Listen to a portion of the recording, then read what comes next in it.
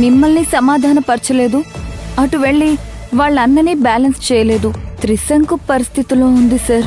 నీకన్నా నాకన్నా తెలివైంది ఆ నందిని.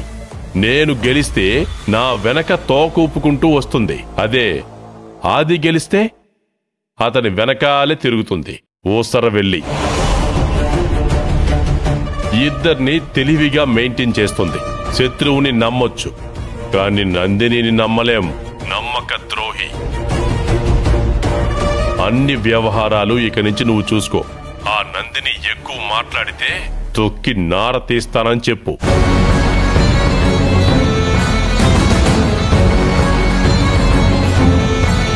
విన్నావుగా, ఇది అతనికి నీ మీదున్న అభిప్రాయం. ఇన్నాళ్ళు రోజు అతనికి నీతిగా నిజాయితీగా కష్టపడి పనిచేసి పెట్టావు. అతనికి ఆ నీతి నిజాయితీ లేదు. నేను ఊసర వెళ్ళినా వెన్నుపోటు పొడుస్తానా?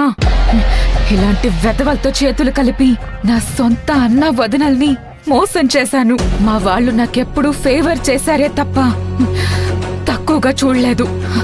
అనవసరంగా నేనే వాళ్ళని దెబ్బ కొట్టాలని చూశాను. ఛే, వీడి బతుకు. ఇప్పటికైనా నీ వల్ల వాడి నిజస్వరూపం బయటపడింది. మనిద్దరినీ చాలా తేలిగ్గా తీసుకున్నాడా రావణ్. అందుకే అతన్ని మనం అలాగే దెబ్బ కొట్టాలి. వాడన్నట్టు ఇలాంటి వాళ్ళని వెన్నుపోటు పొడవడమే కరెక్ట్ చైత్ర. గుడ్, ఇది నిర్ణయం అంటే. నేను నీకు ఎలాంటి సహాయం కావాలన్నా చేస్తాను. నువ్వేం చేయమంటే అది చేస్తాను. వాడు చేసిన చాలా క్రైమ్లు, ఇల్లీగల్ యాక్టివిటీసు అన్నీ నా దగ్గరున్నాయి. వాణ్ణి ఇరికిద్దాం. నా దగ్గరున్న అన్ని సాక్ష్యాలు నేనిస్తాను. నీకెప్పుడు కావాలంటే అప్పుడు అన్ని వివరాలు నీకు అందజేస్తాను.